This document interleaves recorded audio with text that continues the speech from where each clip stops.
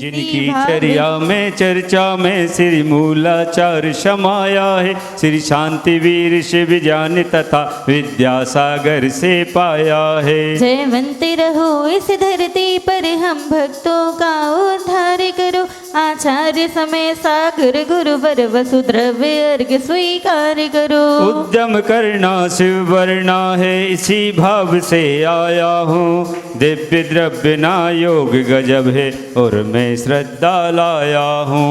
विद्या सिंधु को गुरु बनाया, रोम रोम गुरु है बसते, तन में होकर मन थिर कर है निज अनुभव है जो करते।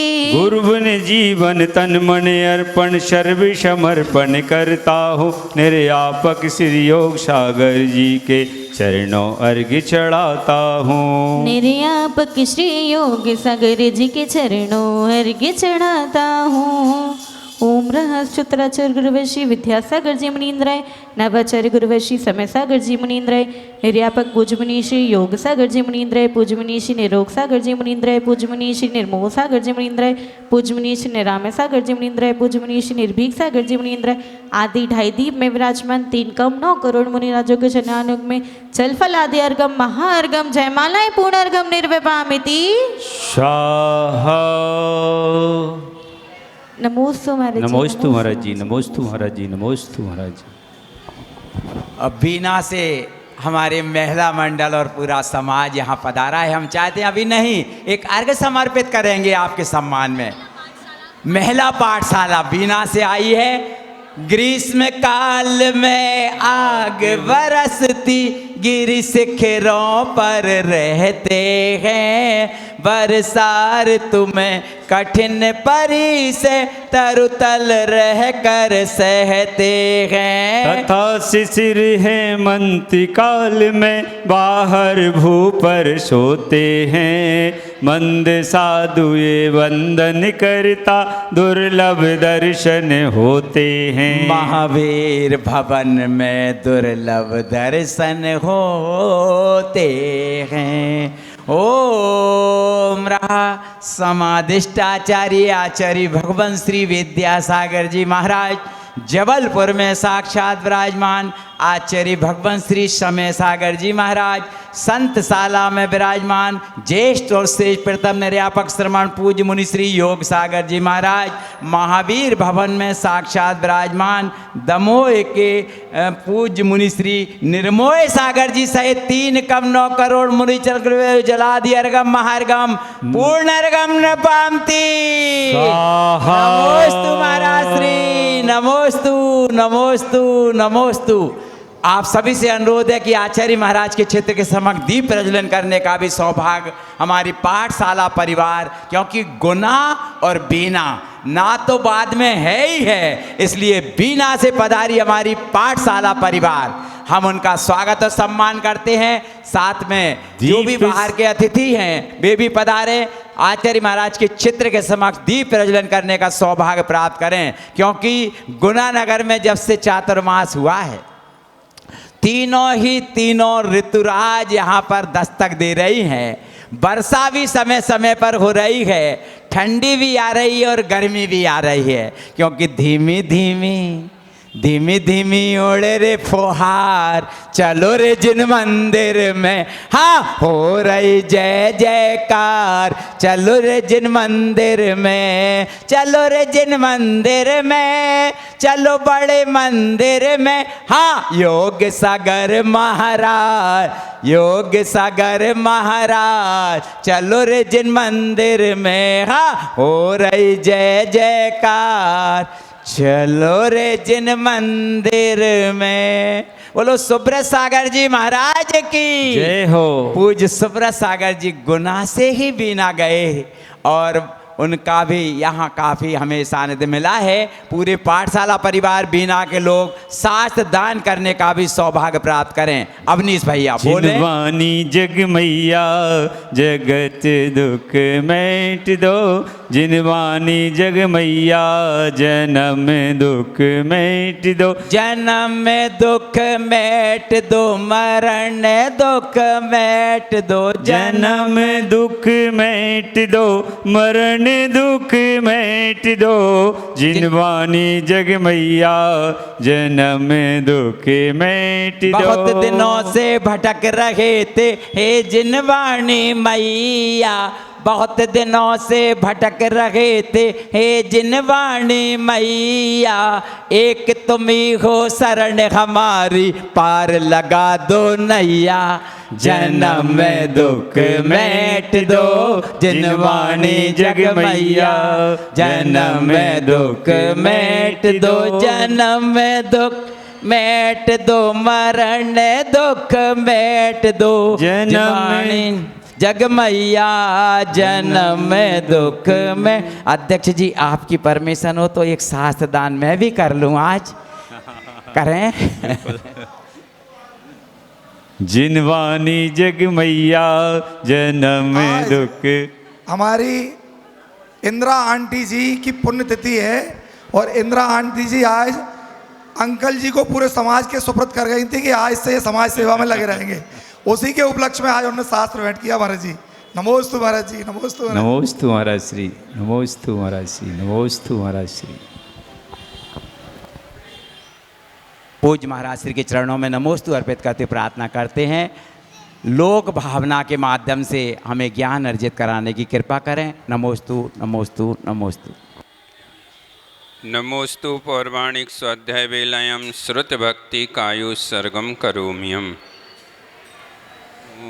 जय बोलो देवादि देवी खज्जाराट श्री कुंडलपुर के बड़े बाबा की, मूल नायक श्री पार्श्वनाथ भगवान की, वर्तमान शासन नायक श्री महावीर भगवान की, परम पूज्य आचार्य परमेष्ठ श्री कार्तिकेय स्वामी जी महाराज की, परम पूज्य संत श्रोमणी आचार्य गुरुवर श्री विद्यासागर जी महामुनिराज की, वर्तमान परंपराचार्य श्री समय सागर जी महामुनिराज की, ज्येष्ठ श्रेष्ठ निर्यापक श्रमण श्री योग सागर जी महामुनिराज की, 3 कम 9 करोड़ मुनिराजों की, दमोह नगर गौरव श्री निर्मोह सागर जी महाराज की, मुनि संघ की।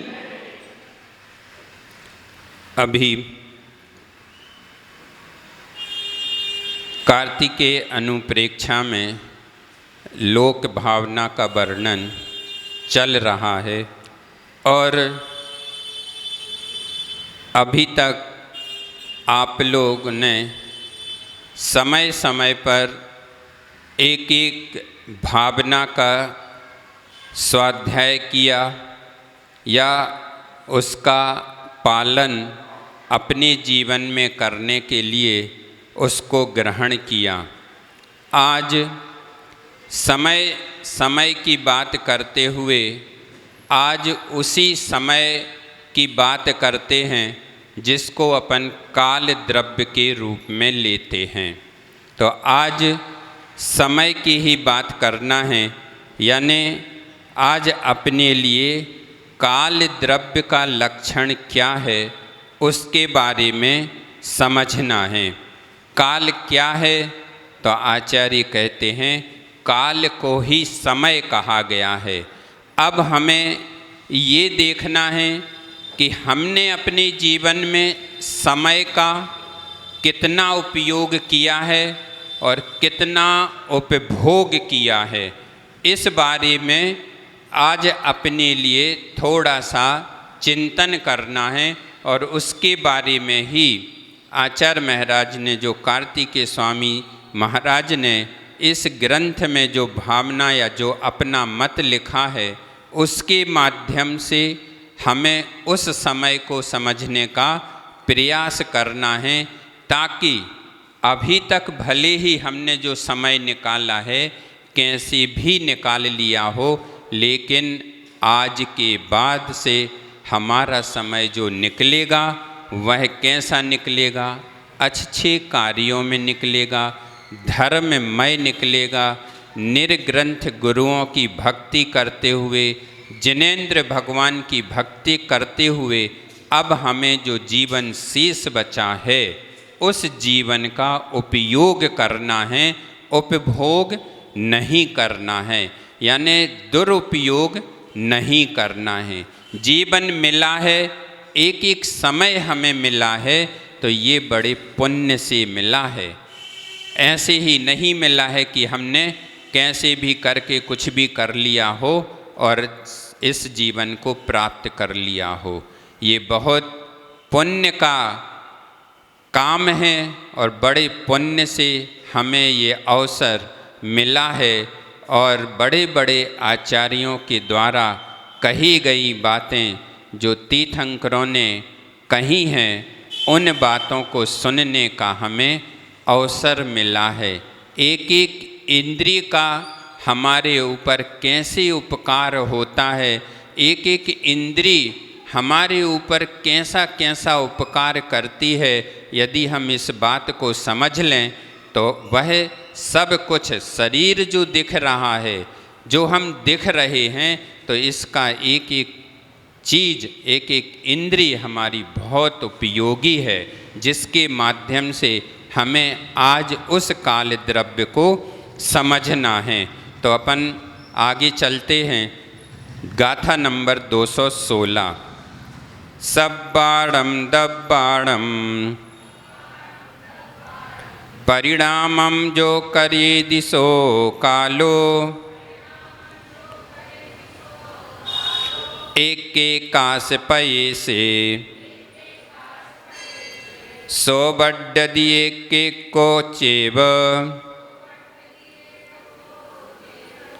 अब यहाँ पर यही बात कही जा रही है कि सब द्रव्यों का परिवर्तन करने वाला क्या है, परिणाम देने वाला क्या है। तो यहाँ पर आचार्य महाराज कहते हैं कि इन सभी द्रव्यों में जो भी आपको द्रव्य दिखाई दे रहा है या नहीं भी दिखाई दे रहा है, तो इसमें परिवर्तन करने वाला ऐसी कौन सी वस्तु है जिसके माध्यम से परिवर्तन प्रति क्षण क्षण होता चला जाता है। तो आचार्य कहते हैं जो करे दी सो कालो, जो सब क्या हो रहा है, तो वह सब काल के द्वारा ही हो रहा है। और काल को हम अपनी सरल भाषा में क्या कहते हैं, तो समय के अनुसार ही जो भी हो रहा है वह सब हम देख रहे हैं। तो यहाँ पर इस गाथा में यही कहा गया है कि जो सब द्रव्यों के परिणाम का करता है वह काल द्रव्य है। और वह काल द्रव्य कैसा है, एक के कास पये से सो बट्टदी एक एक को चेबो, यानी वह काल द्रव्य एक एक आकाश के प्रदेश पर एक एक ही रहता है। यानी काल द्रव्य को किसी के सहयोग की भी आवश्यकता नहीं है, खुद अपने अनुसार अकेला ही चलता रहता है, सब कुछ काम करता रहता है। तो ऐसे ही कि यानी काल जो वह चीज़ है जो ना तो अपने लिए दिखाई देता है और ना ही पकड़ा जा सकता है, और पर क्या करता है, सब कुछ बदल के रख देता है। देखो, ना वह देखने में आ रहा है और ना अपन उसको पकड़ पा रहे, लेकिन फिर भी अपना रंग रूप तो दिखा ही रहा है। दिखा रहा कि नहीं दिखा रहा, सब कुछ अपन, कुछ भी घटना घटी, कुछ भी हुआ, तो अपन क्या सबसे ज़्यादा दोष किसको देते हैं, काल को ही दोष देते हैं। क्या कहते हैं, ये तो सब काल का प्रभाव है, इस कारण से ऐसा हो रहा है। तो ऐसा आचार्य महाराज कहते हैं कि उसका प्रभाव है तो है, लेकिन हम मूल बात पर कभी नहीं जाते कि हमारी कर्मों का प्रभाव भी तो ऐसा है कि जिसके कारण काल द्रव्य को अपना उपयोग करना पड़ रहा है, समय का उपयोग हो रहा है, उसको भी उस कार्य के करने में सहयोग करना पड़ रहा है, ये है। तो यहाँ पर यही कहा जा रहा है कि यह काल जो है सभी द्रव्यों में परिवर्तन करता है, वह काल है। और वह हर क्षण प्रतिपल कैसा रहता है, अकेला ही रहता है, इसको किसी के साथ की कोई आवश्यकता नहीं रहती है। क्या क्या हमारे जीवन में यह क्या परिवर्तन करता है? तो आचार्य कहते हैं कि यह क्या बदल के रख देता है। बच्चा था, धीरे धीरे जवान हुआ और धीरे धीरे उसकी उम्र भी ढलने लग गई, बुढ़ापे की तरफ अग्रसर हो गया। तो ये हमें पता चलता है कि हमारे जीवन में कब कैसा कैसा परिवर्तन हो रहा है। लेकिन वर्तमान में अपन इन सब परिस्थितियों को जानते हुए भी कैसे बने रहते, ना समझ बने रहते हैं। ये हमें पता है आज बच्चा 2 दिन का था, कल 4 दिन का हो गया, देखते ही देखते कैसा हो जाता है, जवान हो गया, 20 साल का हो गया, 25 साल का हो गया और धीरे धीरे वह 50 साल का भी हो गया। वही जीव वही है, वही सब कुछ है, लेकिन समय के अनुसार समय का चक्र जो है वह हमेशा चलता ही रहता है। फिर भी हम कुछ नहीं समझ पाते हैं। सब द्रव्यों में कुछ में नयापन भी देखते हैं और कुछ में पुरानापन, क्योंकि जो नई चीज़ है वो आज के बाद पुरानी भी होगी, ये तो पक्की है, पक्का है। ये तो समय का परिवर्तन यही है। यानी जो भी द्रव्य है, जो भी है, वह कैसे कहते हैं, तो तत्वार्थ सूत्र में जो आप सूत्र पढ़ते हैं ना, उत्पाद व्यय द्रव्य, जो सूत्र बताए ना 5वें अध्याय में, तो इस प्रक्रिया के अनुसार हर समय परिवर्तन होता रहता है। जीव एक ही है, द्रव्य एक ही है, वही है। लेकिन उदाहरण के रूप में यदि हम देखें तो सोना है, सोना तो सोना ही है। अब सोने को आपने मुकुट के रूप में भी ढाल दिया या हार के रूप में भी परिणत कर दिया, एक प्लेट के रूप में भी परिणत कर दिया, और फिर उसी को मिटा करके फिर आपने क्या किया, एक कलश के रूप में ढाल दिया, हाथ का कंगन बना लिया, कुछ भी कर लिया। लेकिन द्रव्य क्या है, तो द्रव्य तो वही है जो था। ऐसे ही यहाँ पर हमें घटा लेना है अपने ऊपर कि आत्मा तो वही है, जीव तो वही है, लेकिन जीव में परिवर्तन होते होते आज हम मनुष्य पर्याय में हैं, जैन कुल में हैं। अच्छे काम करेंगे तो अच्छे काम में ही ऊपर जाएंगे, तो इस पर्याय का नाश हुआ, दूसरी पर्याय का उदय हो गया। लेकिन जीव कौन है, जीव तो एक ही है।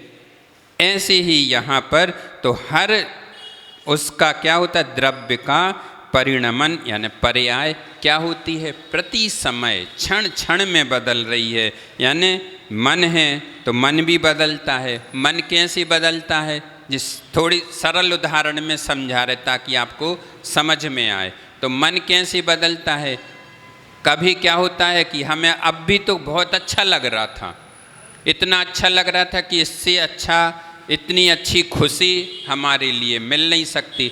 एक सेकंड भी नहीं लगा, एक क्षण भी नहीं लगा, और किसी ने आकर के कोई बात आपको सुना दी तो मन कैसा हो गया, खराब हो गया।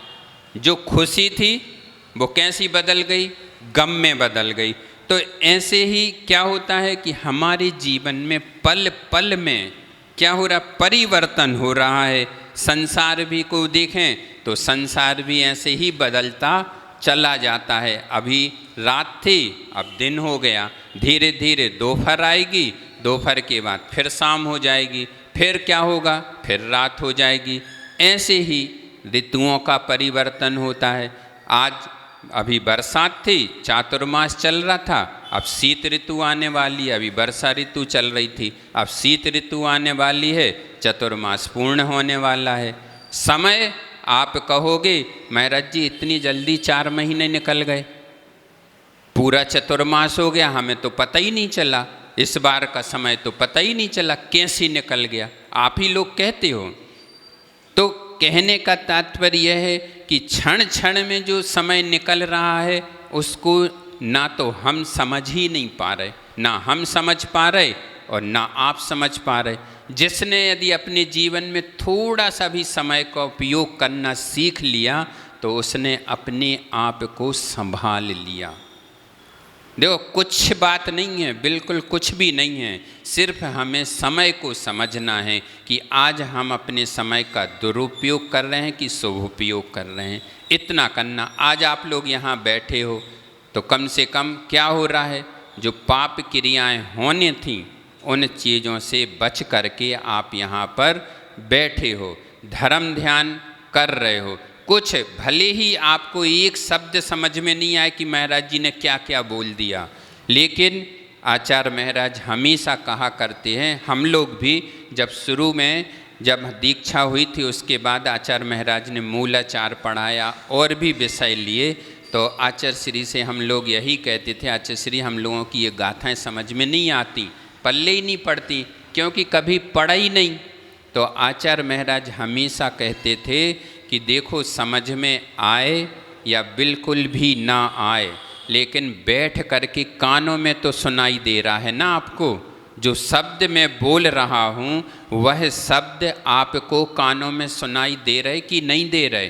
दे रहे हैं, सभी के दे रहे हैं। तो कहते थे कि आज नहीं, किसी भी भाव में जा कर के आपको वो शब्द स्मरण दिलाएंगे कि हमने कभी ऐसा सुना था, ऐसा कहा गया था, किसी गुरु महाराज ने हमें ऐसे शब्द सुनाए थे, और उसका प्रैक्टिकल आज हम लोग वर्तमान में देखते हैं।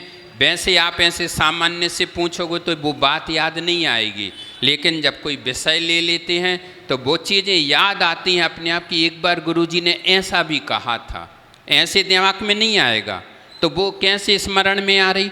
वही बात जो उस समय समझ में नहीं आ रही थी, लेकिन अभी हमें वर्तमान में समझ में आई और आपको वो बात सुना दी। तो उसके माध्यम से क्या हो रहा है, हमारा धर्म ध्यान हो रहा, हमारा उपयोग कहाँ लगा है? धर्म की तरफ लगा।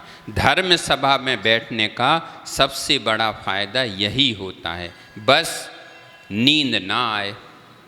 इसीलिए गुरुजी हमेशा बीच बीच में प्रवचन में क्या बोलते रहते थे कि एक बार हाउ तो कह दो, हाउ समझ में आ रही कि नहीं, कह दो।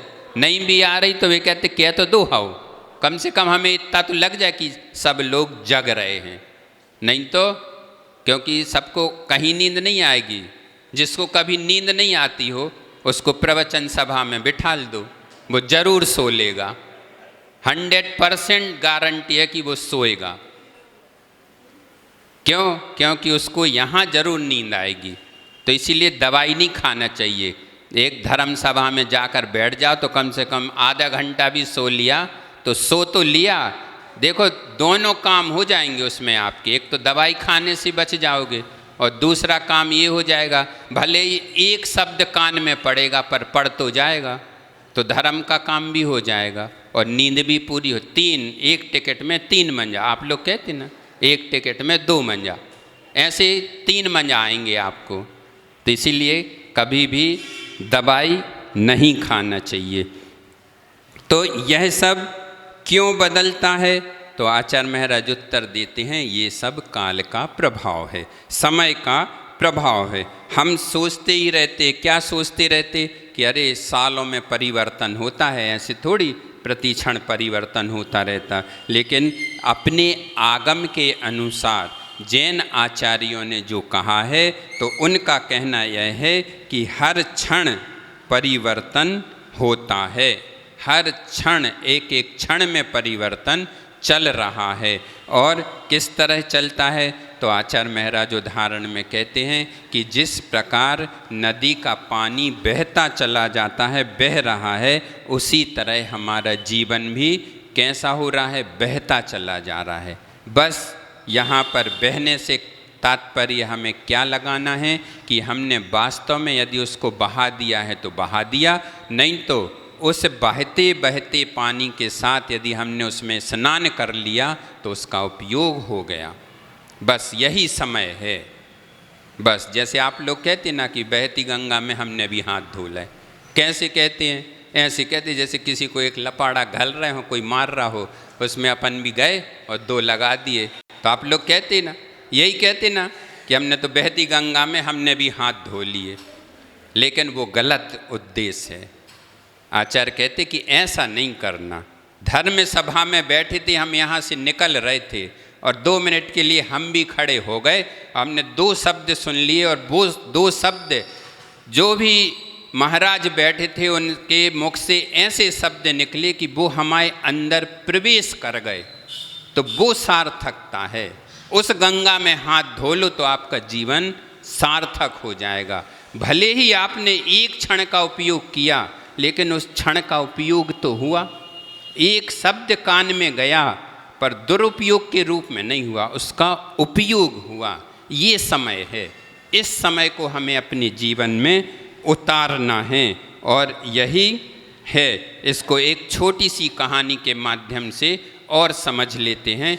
एक बार की बात है कि एक गुरु महाराज के पास एक बहुत अच्छा अनमोल हीरा रखा हुआ था। गुरु महाराज तो नहीं कह सकते, उसमें शिष्य कह सकते या सेठ कह सकते हो, क्योंकि गुरु महाराज तो शिक्षा देंगे। तो उन सेठ के पास एक बहुत अच्छा हीरा था। अब क्या होता है कि वह उसके दिमाग में हमेशा यह बात रहती थी कि ये हीरा जो है इसमें कभी भी परिवर्तन नहीं हो सकता और ना ही इसकी चमक जा सकती है। तो चमक नहीं जा सकती ये तो ठीक है, लेकिन परिवर्तन ना हो ये बात तो ठीक नहीं है। लेकिन उसका क्या था, ऐसा उसका मानना था और वह बहुत अच्छे इतना दृढ़ विश्वास करके चलता था कि ये हमारा हीरा जो है कभी नाश को प्राप्त नहीं हो सकता।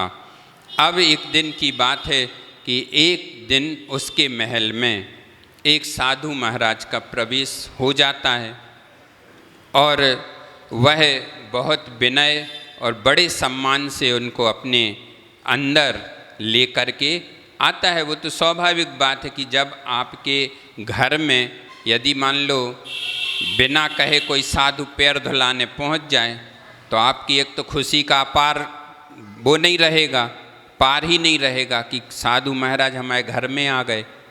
रहता कि नहीं, मान लो आपके घर में कोई की स्वास्थ्य गड़बड़ होती और आप एक महाराज जी की बात करो और 4 महाराज जी पहुंच जाएं, तो फिर आपको क्या लगता कि हमारे घर में तो 4 महाराज आ गए इकट्ठे, तो आप अपने आप को कैसा मानते, कृत्य कर लेते कि आज तो आज तो हमारा दिन धन्य हो गया। तो ऐसे ही वह भी क्या करता था, वह सोचता था कि ये तो कभी कुछ नहीं होने वाला और वह उन महाराज को आसन देता है, सम्मान करता है, सब कुछ करता है। फिर वह राजन चूँकि अब एक उत्साह था या सेठ जो भी था उसके मन में था कि हम अपना हीरा तो ज़रूर, कोई भी हो उसको तो ज़रूर दिखाएंगे। तो उसने ला करके या वहाँ पर उनको ले जा कर के कि आप हमारे उसको देख लो, तो वह बड़े खुश हो कर के क्या कहता है कि महाराज देखो हमारे पास तो इतना सुंदर हीरा है, इस हीरा में सालों साल निकल गए लेकिन कभी इस हीरे में परिवर्तन नहीं आया। तो साधु महाराज जो थे, अब जो समझता है, जो भेद विज्ञान कर लेता है, तो उनको थोड़ी सी हल्की सी हंसी आ गई। यह बात सुन कर के उसके चेहरे पर, साधु के चेहरे पर हंसी आ गई। तो उस राजन को बहुत बुरा लगा कि हम तो इतनी बड़ी बात कह रहे कि इसमें कभी कोई परिवर्तन नहीं हो सकता और इनको हंसी आ रही। जैसे अपन कहते ना कभी कभी, क्या कहते कि हमें तो दुख हो रहा है और तुम्हें हंसी आ रही, हम तो रो रहे और तुम्हें हंसी आ रही, हमें तकलीफ़ हो रही, कितनी तकलीफ़ हो रही हमसे पूछो और तुम्हें हंसी आ रही। तो ये सब अपन कहाँ पे घटा देते। फिर बाद में जिसको तकलीफ़ होती है ना, तो वो क्या कहता है, वो यही शब्द कहता है, भैया हंस लो, तुम्हारा समय है अभी, हंस लो, जिस दिन तुम्हें तकलीफ़ होगी जब बताना हमसे। ऐसा होता कि नहीं होता, ये मतलब एक नॉर्मल चीज़ें हैं जो दिन में आपकी प्रतिदिन लागू होती हैं ये बातें।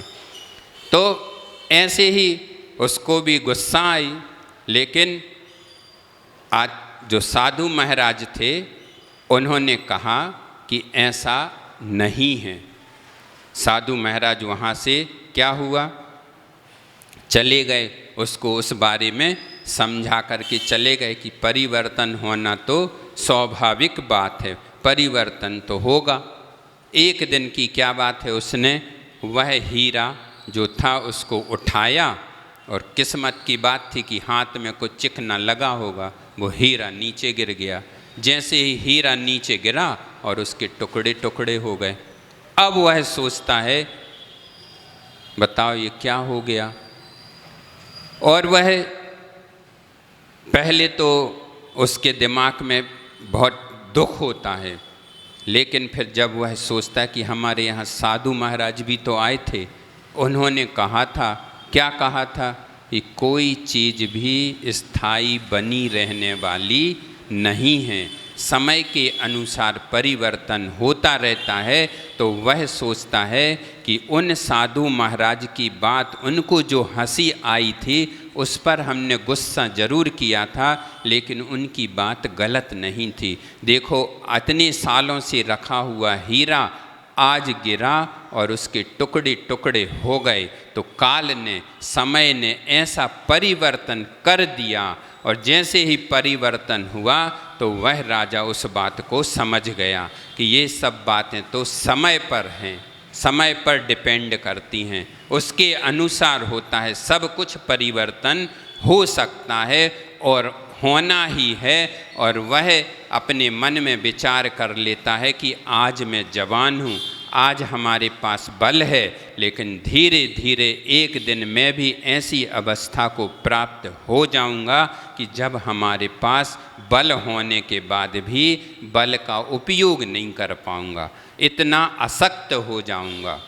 तो ऐसे ही उस सेठ ने या राजा ने अपने भावों में परिवर्तन करके और वह उन साधु महाराज के पास जा कर के उनके चरणों में गिरा और कहता है कि हे भगवान, आपने उस दिन जो कहा था हमें तो हंसी आई थी, लेकिन आपने जो कहा था बात सत्य है। और आज मैं जो सोच करके आया हूँ कि अब मैं आज के बाद उस घर में, उस महल में कदम भी नहीं रखूँगा और आपके साथ रह करके दीक्षा ले करके हम भी अपनी आत्मा का कल्याण करेंगे, क्योंकि हमने इतने समय तक तो समय को नहीं समझा था, लेकिन आज हमने उस समय को समझ लिया, तो अब हम उसका दुरुपयोग करना नहीं चाहते। तो ऐसी बात थी।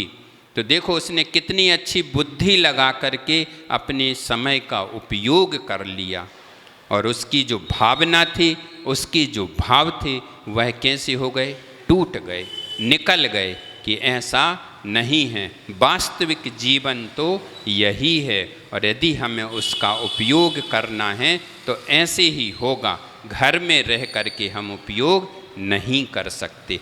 भाव अच्छे तो कर सकते हैं, लेकिन पूर्ण रूप से उपयोग नहीं कर पाएंगे, ये तो सबको पता है, कहीं ना कहीं आता ही है। तो इस पूरी गाथा का यही अर्थ है, क्योंकि पर्यायों में एक स्वभाव पर हमने आपको थोड़ा सा पलट के बता दिया, एक स्वभाव पर्याय और एक विभाव पर्याय। तो इसका अर्थ भी यही है, यानी अपनी तरफ आ जाओ तो सब कुछ ठीक है, विभाव दूसरी तरफ चले जाओ तो वो सब क्या है, सब गड़बड़ है। यानी उसमें पुद्गल की स्वभाव पर्याय हैं, रूप रस गंध वगैरह, और स्वभाव पर्याय सभी द्रव्यों में होती है। जे इसका थोड़ा सा बता दिया, इसमें क्रोध मान माया लोभ वगैरह। तो ऐसे ही तो समझ में आपको आ गई कि नहीं आई बात, बस हमें तो इतना बता दो। तो अपन को मोटे रूप में ये समझ लेना है कि हमें समय का उपयोग करना है, दुरुपयोग नहीं करना है। और इसमें जैसे तत्वार्थ सूत्र में एक वो आता 5वें अध्याय, वर्तना परिणाम प्रक्रिया परत्वा परत्वे चा कालस्य। तो ये कैसे परिवर्तन होते हैं, तो एक जैसे जिस प्रकार से कुंभकार के चाक घूमने में कौन सहयोगी होता है, कील होती है सहयोग, उसमें सब कुछ करने की क्षमता है, लेकिन जब तक वह कील पर नहीं जाएगा और कुम्हार उस पर लकड़ी नहीं फंसाएगा और नहीं घुमाएगा, तो वो अपने आप से घूमने वाला नहीं है। ये सब जो परिवर्तन होता है और उसका जो परिणाम होता है, तो वह परिणाम सब काल द्रव्य पर आधारित है। उसको ना तो हम समझ सकते, क्योंकि आपको हमने पहले भी बताया कि ना उसको हम पकड़ सकते हैं और ना हमें दिखाई देता है, लेकिन अपना रंग रूप दिखाता रहता है। जैसे काजल का है ना, कि काजल जब उसने अंजन चोर ने लगाया काजल, तो दिखाई नहीं देता था, लेकिन काम अपने सब करता रहता था, सामने वाले को नहीं दिखता था। ऐसे ही लेकिन काम सब होते रहते। तो ऐसे ही काल द्रव्य का काम है कि वह अपने सब कुछ रूप कर दिखाता रहता है, सब कुछ करता रहता है, लेकिन हमें कभी भी पकड़ में नहीं आता और नहीं दिखाई देता है। अभी एक एक पल कैसे निकल गया, अभी 5 मिनट पहले कुछ और समय था, अभी 5 मिनट बाद कुछ और हो गया।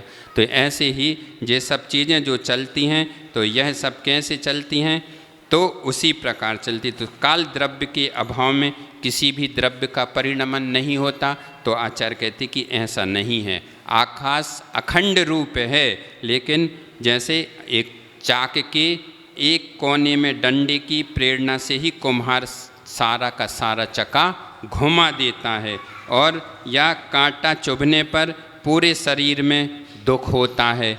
ऐसे ही एक रसगुल्ला आपके मुंह में आया तो आपको पूरे शरीर में कैसी अनुभूति होने लगती, बहुत अच्छी अनुभूति कि अच्छा बढ़िया मीठा था। और उसी में नमक आ जाए तो वही के वहीं परिवर्तन भी हो जाता कि नहीं। या मान लो किसी ने रसगुल्ला आपको परस रहा था और उसने उसके पहले बाजू वाले को नमक परस दिया था, या आप ही को नमक परस दिया और उसी हाथ से निकाल के दे दिया, तो आपको उसका स्वाद उतने में ही कैसा लगने लगता।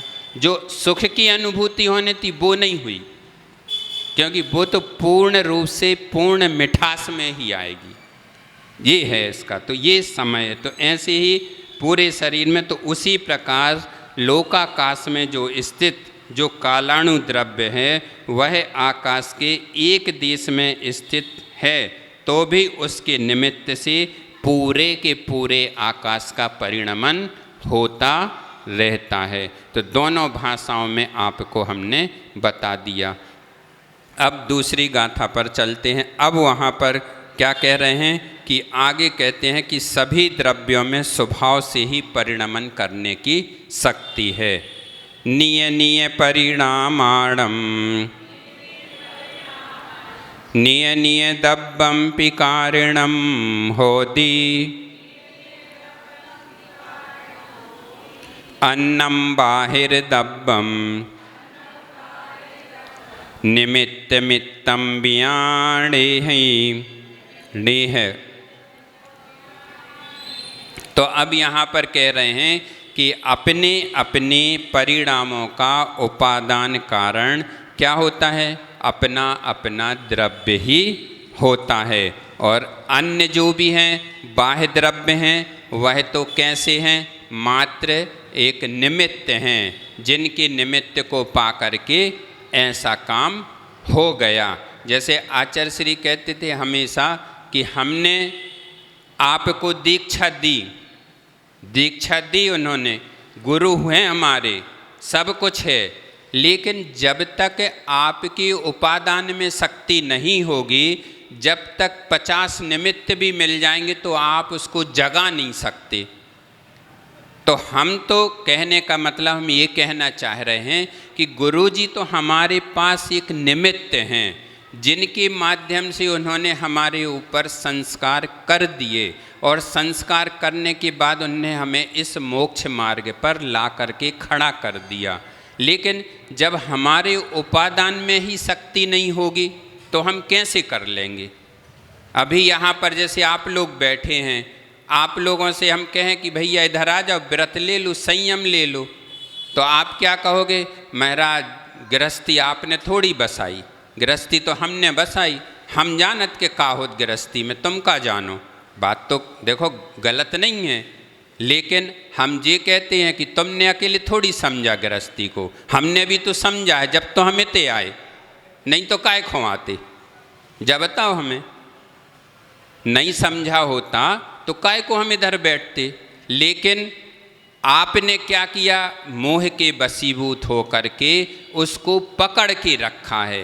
और हमने उसको क्या कर दिया, उसको ऐसे से ऐसा कर लिया, बस इतना सा काम कर लिया। काम कुछ नहीं है। जैसे लोग कहते हैं ना, आप लोग कहते महाराज भी सिगरेट ही नहीं छोड़ पा रहे। अरे सिगरेट तो कहीं नहीं छोड़ पा रहे, बात थोड़ी तुम्हें पकड़े, तुम पकड़े हो, तुम ऐसी दबाए हो, ऐसी कर दो तो बात तो अपने आप नीचे गिर जाए कि नहीं गिरे बताओ। यानी हमने किसी चीज़ को पकड़ के नहीं रखा, मतलब पकड़ के हमने रखा है, उसने नहीं पकड़ा, गलत बोल गए। हमने पकड़ के रखा है, उसने पकड़ के नहीं रखा। वो तो कह रही हमें छोड़ दो, तुम बिल्कुल छोड़ दो, कोई मतलब ही नहीं है। लेकिन हम काहे कि इतने बस में हो गए कि अब हम उसको छोड़ नहीं पा रहे। ये है। तो यहाँ पर क्या कह रहे हैं कि यानी अपने उपादान में शक्ति तो बहुत है, अनंत शक्ति विद्यमान है, लेकिन हम क्या कर रहे हैं, शक्ति से हारे हुए हैं। तो उसको हम क्या कर रहे, छोड़ नहीं कर, मतलब उसका उपयोग नहीं कर पा रहे, बस इतना सा है। तो हमें क्या करना है, उपयोग करना है। तो उपयोग करने के लिए व्यक्ति को जब समझ में सब कुछ आ जाता है तो वह क्या करता है, अपने आप या तो निमित्त मिल जाते हैं या निमित्त ढूंढने लगता है कि कोई तो हमारे इस कार्य में सहयोगी बन जाए। जैसे आपका बेटा मंदिर नहीं जा रहा था तो आपने किसको निमित्त बनाया, भैया महाराज के पास ले चलो, थोड़ी उसको समझाएंगे, हो सकता है हमारी बात तो मान नहीं रहा, महाराज जी की बात हो सकता मान ले। तो क्या निमित्त किसको बना दिया आपने, किसको, महाराज को बना दिया। लेकिन अपन को यहाँ पर याद रखना है कि उसकी द्रव्य में शक्ति आई जब तो वो निमित्त मिल गया उसको और उसने हाँ कह दी, भले ही वो 1 घंटे लेट जा रहा, लेकिन मंदिर तो जाने लगा, पूजन तो करने लगा, अभिषेक भी करने लग गया। तो ये उपादान की शक्ति जब तक उसने अपने अंदर से नहीं जागृत की तब तक उसका काम नहीं हुआ। भाव तो हम बना लेते हैं कि हमें भी व्रतों को स्वीकार करना है, हमें भी अपने जीवन में कुछ ना कुछ परिवर्तन करना है।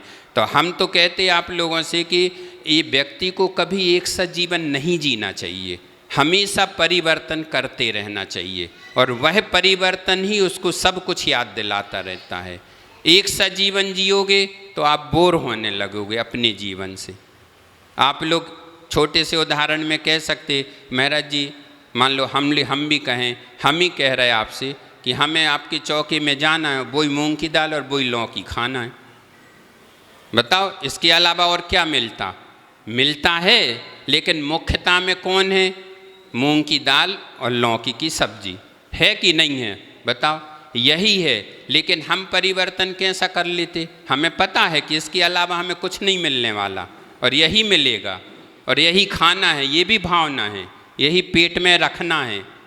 लेकिन परिवर्तन कैसा कर लिया हमने, कभी शुरू में चावल ले लिया, चावल के साथ रोटी खा ली, तो ये हमारा परिवर्तन हो गया। वहीं के वहीं हमने अपने उसी चीज़ में परिवर्तन, चीज़ वही है, वही खाना और वही खा रहे, लेकिन हमने अपने मन को बदल लिया कि नहीं आज ऐसा खा लो तो रुच जाएगा, खिल जाएगा, मन परिवर्तन हो गया। ऐसे ही हमें हर समय अपने जीवन में परिवर्तन होता है और करते रहना चाहिए। एक सा जीवन कभी नहीं जियो, परिवर्तन तो करो। छोटे से बड़े हो, अब छोटे ही जैसी हरकतें करते रहोगे तो बड़े का क्या महत्व निकला, ये बताओ बड़े होने का। बड़े में बड़े जैसी दिमाग आओ चाहिए, रहो चाहिए कि नहीं। और थोड़ी सीनियरिटी पे और सीनियरिटी पे चले जाओ तो फिर वैसी बुद्धि चलना चाहिए। क्यों, लोग कहने लगते हैं। आप लोग काम जब कोई भी डॉक्टर को दिखाने जाएं, कोई भी वकील के पास जाएं, हंसना नहीं आप लोग, कोई भी वकील के पास जाएं तो आप लोगों की दिमाग में क्या थिंकिंग रहती, अरे यार वो तो नया है उसके पास नहीं जाना, जो सीनियर डॉक्टर है या सीनियर वकील है उसके पास चलो, वही सही सलाह देगा और वही सही काम कराएगा। ये आपकी थिंकिंग है कि सीनियरिटी में ज़्यादा अनुभव हो गया उसको। तो ऐसे ही यहाँ पर भी हम जैसे जैसे सीनियरिटी को प्राप्त होते चले जा रहे तो उतना अनुभव हमारा बढ़ता चला जा रहा।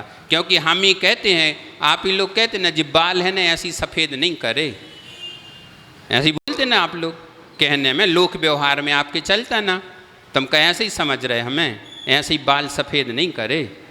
कछू तो लव है जब तो बाल सफ़ेद करे, नहीं तो आजकल तो क्या है, इसे आपको अनुभव नहीं हो, कैसे आप तो कोई दुकान पे गए और लगवा लाए, है ना? ऐसा ही होता है कि नहीं होता? थोड़ी सी बुरी भी लग सकती बात, पर है पते की बात।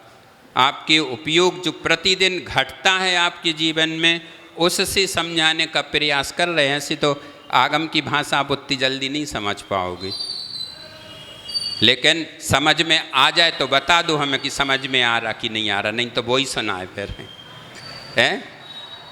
हाउ तो कह दो कम से कम एक बार, सब जने बोलो का सुबह सुबह से चाय पी के नहीं आए का, ऐसा ही थोड़ी हमारे कान में भी तो सुनाए का है, हमारे कान थोड़ी कम सुनते हैं तो थोड़ी जोर से सुनने पड़त।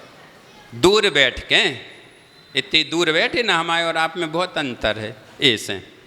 तो ऐसे ही यहाँ पर कह रहे हैं कि जो कारण स्वयं ही कार्य रूप परिणमन करता है वह उपादान कारण होता है। जैसे संसारी जीव स्वयं ही क्रोध, मान, माया, लोभ, राग, द्वेष आदि रूप में परिणमन करता रहता है, अतः वह कैसा है तो उपादान कारण है। और उसमें जो सहायक होता है, तो सहायक हुआ, जो भी सहायक हुआ वह निमित्त कारण होता है। तो यह सब द्रव्यों में परिणमन करने की स्वाभाविक शक्ति है।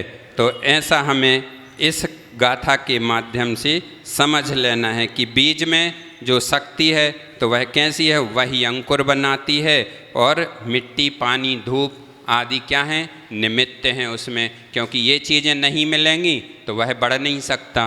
तो ऐसे ही अगर बीज बांझ हो, मतलब ठर्रा मूंग हो, तो आप उसको लगा दो तो कैसे फलेगी, फल ही नहीं सकती। तो ऐसे ही दुनिया का फिर अपन कितने भी कुछ कर लें, कितने ही उपाय कर लें, लाख उपाय कर लें, लेकिन वो पीक नहीं सकती।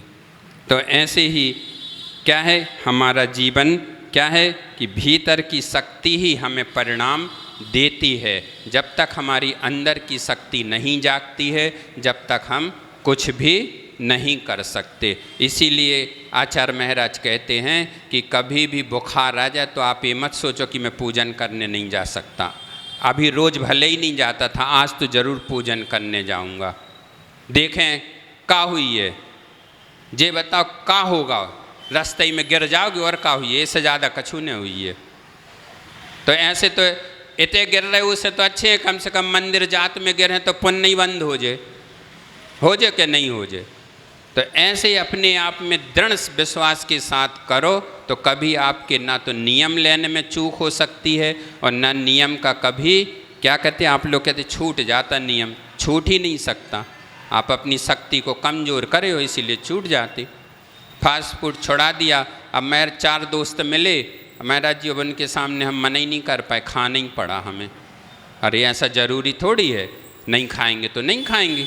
एक दिन थोड़ी सी हंसी कर लेंगे, अरे ये तो खाता नहीं, लेकिन दूसरे दिन से वही व्यवस्था बनाएंगे। अरे वो जैन साहब आएंगे, वो खाते नहीं हैं, तो उनको भैया पहले से ये करके रख लो, वो नहीं खाएंगे, तो वो व्यवस्था भी बना देते। कल ही कोई व्यक्ति सुना रहे थे एक जन कि महाराज जी यहाँ जो भोज होते ना, अभी चल रहे हैं जो मतलब है ना, तो होते हैं, तो उनको पता है महाराज जी कि वो जैन साहब को बुलाएंगे तो वो आएंगे नहीं, तो कह वो हमें 4 बजे से ही बुला लेते कि भैया तुम 4 बजे आके पहले खा लो, फिर उसके बाद तुम्हें जो नहीं आने से नहीं आई हो। फिर तो व्यवस्था हुई कि नहीं हुई। जैन तो ठीक है, जैन इतर ने भी ये व्यवस्था कर दी, क्यों वो खाता नहीं है, लेकिन हम उसी में बह जाते कि नहीं अरे सब दोस्त लोग क्या कहेंगे। सबसे मेन चीज़ तो है लोग क्या कहेंगे, ये बात सबसे ज़्यादा खा जाती। तो ऐसे ही इस गाथा का पूरा अर्थ यही है कि परिस्थितियाँ दोषी नहीं हैं। दोषी कौन है? परिणाम हैं। परिस्थितियों को तो हम बदल भी सकते हैं, लेकिन परिणामों को नहीं बदल पाते। स्कूल में पेपर देने तो गए, यहाँ तो आकर के कह रहे कि बहुत अच्छा गया, बहुत अच्छा गया, फिर आकर के टीचर को दोष दे रहे, उनने ऐसा जांचा, उनने ऐसा जांचा। अरे तुमने लिखा ही है ऐसा, तो वो जांचेंगे, वैसे नंबर देंगे, वैसे परिणाम आएंगे। अब अपन उनको दोष दें तो क्या अपनी गलती है कि उनकी गलती है? हमने पढ़ाई करी नहीं, पेपर आ गए तो किताब उठा के खोल ली और पेपर देने चले गए। अरे आउट ऑफ कोर्स दे दिया, तो कैसे दे दिया आउट ऑफ कोर्स, ये तो बताओ हमें। उन्हें तुमने पढ़ा ही नहीं, अब तुम एक दिन रात में किताब पढ़ो, पूरी रात भर में घोंट रहे किताब को, तो ऐसी थोड़ी हो, तो परिणाम कैसे आएंगे? वैसे ही आएंगे। तो वह काल द्रव्य स्वयं अन्य द्रव्य रूप परिणमन करता है, ना अन्य द्रव्यों को अपने रूप परिणमाता है। तो ये बात हमें इस गाथा में याद रखनी है। आगे की गाथा करते हैं। सब्बाड़म दब्बाड़म जो उबियारो हबेई अन्नोन्नम सोचिय कारण भावो भावो हवदिहु सहयारी भावेण। तो इसमें क्या कह रहे हैं? अब यहाँ पर कह रहे हैं कि सभी द्रव्य परस्पर में उपकार करते हैं, वह भी सहकारी कारण के रूप में ही कहते हैं। परस्परो पग्रहो जीवनम सूत्रार्थ न 5, ये पूरा विषय 5वें अध्याय का है। तत्वार्थ सूत्र में आप पढ़ना इसको। तो यहाँ पर भी यही कहा जा रहा है कि कोई भी चीज़ अकेली नहीं होती, हर द्रव्य एक दूसरे से जुड़ा हुआ होता है। यानी क्या कह रहे हैं कि सभी द्रव्य परस्पर में जो उपकार करते हैं वह सहकारी कारण रूप में कहते हैं। ऊपर बतलाया कि सभी द्रव्य परस्पर में एक दूसरे का उपकार करते हैं, सो यह उपकारी भी बेनिमित्त कारण के रूप में ही होते हैं। तो यहाँ पर इसी भाषा को समझाया जा रहा कि कोई भी चीज़ अकेली नहीं है, हर द्रव्य एक दूसरे से जुड़ा है। यानी अकेलापन जीवन का सत्य नहीं है, सहयोग ही जीवन का सत्य है। यानी कुछ भी कर लो, आज मान लो निर्विकल्प निर्ग्रंथ साधु हैं और यदि वो अपनी समाधि करना चाहें तो अकेले में तो उनको प्रॉब्लम होगी, नहीं कर पाएंगे, भाव खराब भी हो सकते, कुछ भी हो सकता, किसी न किसी का सहयोग तो चाहिए ही पड़ेगा। तो ऐसे ही सभी द्रव्यों का जो परस्पर व्यवहार और संबंध होता है वह परस्पर कारण भाव ही कहलाता है।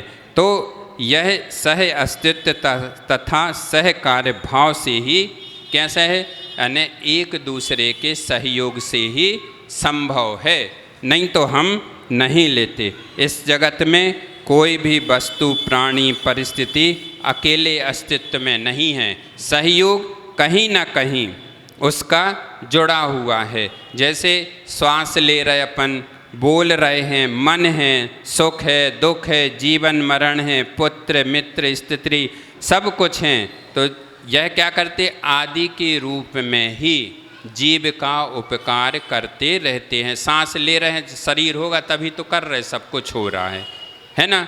ऐसा का परिणमन बहुत नहीं हो पाता, तो गमन करते हुए जीव भी क्या करते हैं। आज मान लो हम यहाँ से चल रहे हैं, तो जब तक रोड नहीं होगी तो कैसे चल पाओगे, नहीं चल पाते।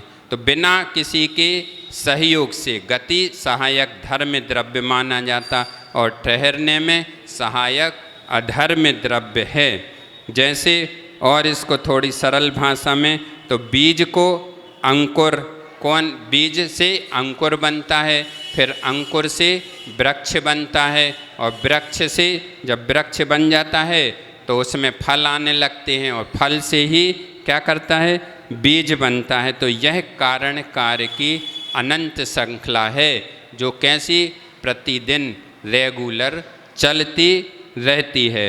अच्छा, जैसे मान लो ये दीपक जल रहा है, एक छोटे से उदाहरण में समझें तो दीपक जल रहा है तो अपन क्या कहेंगे, किसी ने कहा किस कारण से जल रहा है ना, उसमें कारण, तो किसी ने कहा कि ये तो तेल से जल रहा है, किसी ने कहा ये तो बाती से जल रहा है, किसी ने कहा कि वो दीपक में रखा है इसीलिए जल रहा है, और किसी ने कह दिया कि हवा के सहारे में जल रहा है। तो यहाँ पर आचार्य कहते हैं देखो, ये न केवल दीप से जल तेल से जल रहा है न बाती से जल रहा है।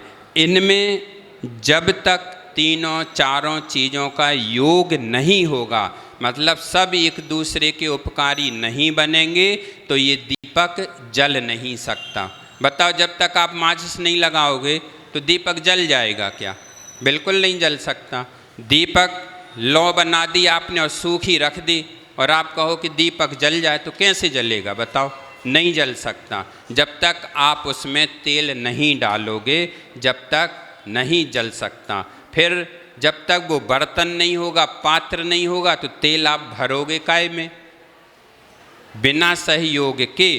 तो ऐसे ही जिस प्रकार से यहाँ पर आचार्य महाराज कह रहे हैं कि जिस प्रकार से उसके सहयोग के बिना वह दीपक जल नहीं सकता है, ऐसे ही हमारे सब सहयोग के बिना हम अपनी आत्मा का उत्थान नहीं कर सकते हैं, कल्याण नहीं कर सकते हैं। अब शरीर है तभी तो कल्याण होगा।